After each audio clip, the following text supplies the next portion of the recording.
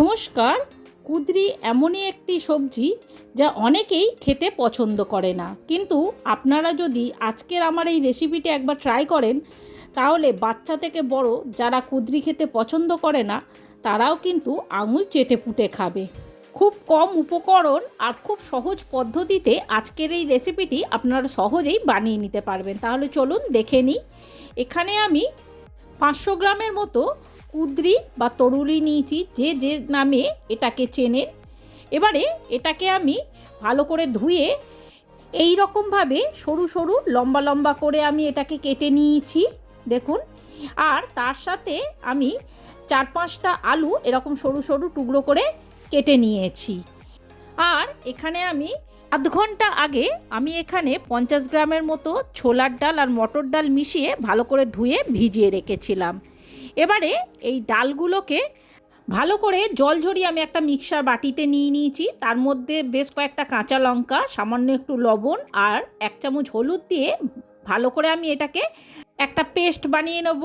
দেখুন আমার ডালটা বাটা হয়ে গেছে, তবে এই ডালটাকে আমি খুব মিহি করে বাটিনি, সামান্য একটু দানা দানা ভাব এই ডালটার মধ্যে আমি রেখে দিয়েছি। এবারে আমি অন্যদিকে গ্যাসের মধ্যে একটা কড়াই বসিয়ে তাতে পরিমাণ মতো সামান্য একটু তেল দিয়ে দেব। দিয়ে কড়াটা যখনই গরম হবে তখনই আমি সেই ডাল বাটাটা থেকে এরকম ছোট ছোট করে বড়া আমি তেলের মধ্যে ছেড়ে দেব। বেশ কিছুক্ষণ পর যখনই বড়ার এক পিঠটা দেখুন হালকা ভাজা হয়ে যাবে তখনই আমি অন্য পিঠগুলো উল্টে দেব। উল্টে দেওয়ার পর খুব ভালো করে বড়াটার এদিক ওদিক ভালো করে ভেজে বড়াটা যখনই দেখবেন এরকম হালকা লাল হয়ে গেছে আমি তেল থেকে তুলে নেব। ঠিক সেই একই পদ্ধতিতে আমি বাকি ডালগুলোকেও বড়া ভেজে নেব। আমার সমস্ত ডালের বড়া ভাজা হয়ে গেছে, দেখুন। এবারে ওই কড়ার তেলের মধ্যেই আমি আরও কিছুটা তেল মিশিয়ে দিয়ে এর মধ্যে দেখুন সামান্য একটু কালো জিরে আর একটা শুকনো লঙ্কা আমি ফোড়ন দিয়ে সেই কেটে রাখা কুঁদরিগুলো আমি এর মধ্যে সমস্তটা দিয়ে দেব। দিয়ে খুব ভালো করে আমাদের এই কুঁদরিটাকে কিছুক্ষণ ধরে ভাজতে হবে। 5 মিনিট খুব ভালো করে নাড়াচাড়া করে ভেজে নিয়ে এবারে সেই টুকরো করে রাখা আলুগুলো এর সঙ্গে আমি মিশিয়ে দেব। দিয়ে এই দুটো জিনিসকে খুব ভালো করে একসঙ্গে আমাদের লাল লাল করে ভেজে নিতে হবে। দেখুন আমাদের দুটোই খুব ভালোভাবে ভাজা হয়ে গেছে। এবারে এর মধ্যে আমি একটা বড় সাইজের টমেটো কুচিয়ে দিয়ে দিয়েছি। এবার সব কিছু খুব একসঙ্গে আমি ভালোভাবে নাড়াচাড়া করে নিয়ে যখনই দেখবেন টমেটোটাও সামান্য একটু নরম হয়ে গেছে তখনই এর মধ্যে আমি 1/2 চামচের মতো আদা বাটা আর 1/2 চামচের মতো জিরে গুঁড়ো, 1 চামচ হলুদ গুঁড়ো, 1 চামচ লঙ্কা গুঁড়ো দিয়ে সামান্য একটু জল দিয়ে দেব যাতে মশলাটা পুড়ে না যায়। এবার খুব ভালো করে আমাদের মশলাটাকে কষিয়ে নিতে হবে। তাহলে বন্ধুরা, আপনাদের যদি আমার এই রেসিপিটি ভালো লেগে থাকে তাহলে অবশ্যই আমার চ্যানেলটি সাবস্ক্রাইব করে একটা লাইক, কমেন্ট আর শেয়ার করে দিয়ে আমার পাশে থাকার অনুরোধ রইল।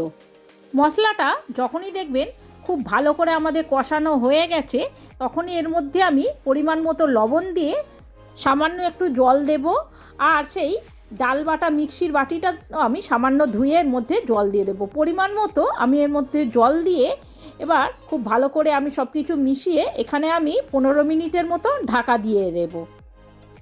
15 মিনিট পর ঢাকা খুলে খুব ভালো করে তরকারিটা আমাদের নেড়ে চেড়ে দিতে হবে। দেখুন আমাদের আলুগুলো সেদ্ধই হয়ে গেছে, খুব ভালোভাবে আলুগুলো সেদ্ধ হয়ে গেছে, একটুতেই দেখুন কেটে যাচ্ছে। এবারে এখানে আমি সেই আগে থেকে ভেজে রাখা ডালের বড়াগুলো এর মধ্যে মিশিয়ে আবার নাড়াচাড়া করে দিয়ে আমি এখানে আরও 5 মিনিটের মতো এটা ঢাকা দিয়ে দেবো যাতে বড়াগুলো নরম হয়ে যায়।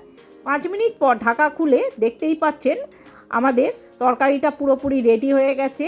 এবার গ্যাসটাকে আমি অফ করে দেব। তাহলে দেখুন কত সহজে আর কত কম উপকরণে আমরা এই রকম কুঁদরি দিয়ে একটা সুস্বাদু রান্না করে ফেললাম। এই রেসিপিটি আপনারা যদি একবার ট্রাই করেন তাহলে বুঝতে পারবেন যারা খায় না তারাও কিন্তু আঙুল চেটে এই তরকারিটা খাবে। এটা এতটাই সুস্বাদু হয়ে থাকে। এটা দেখতে যতটা লোভনীয় হয়েছে খেতে কিন্তু তার থেকেও বেশি সুস্বাদু হয়ে থাকে। তাহলে বন্ধুরা, একবার হলো আমার এই রেসিপিটি আপনারা ট্রাই করবেন আর অবশ্যই আমাকে কমেন্ট করে জানাবেন আমার এই রান্নাটা আপনাদের কেমন লেগেছে। যারা কুঁদরি খেতে পছন্দ করেন না তাদেরকে যদি এইভাবে একবার ডালের বড়া বানিয়ে এই রেসিপিটি বানিয়ে দেন তাহলে দেখবেন তারা আঙুল চেটেপুটে খাচ্ছে। তাহলে বন্ধুরা আর দেরি না করে আমার এই রেসিপিটি দেখে একবার হলো আপনারা বাড়িতে এইভাবে কুঁদরি রান্না করে ফেলুন।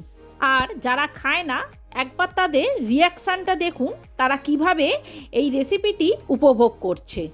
তাহলে বন্ধুরা আর বেশি কথা না বাড়িয়ে আমি আজকের মতো আমার এই ব্লগটা আমি এখানেই শেষ করলাম।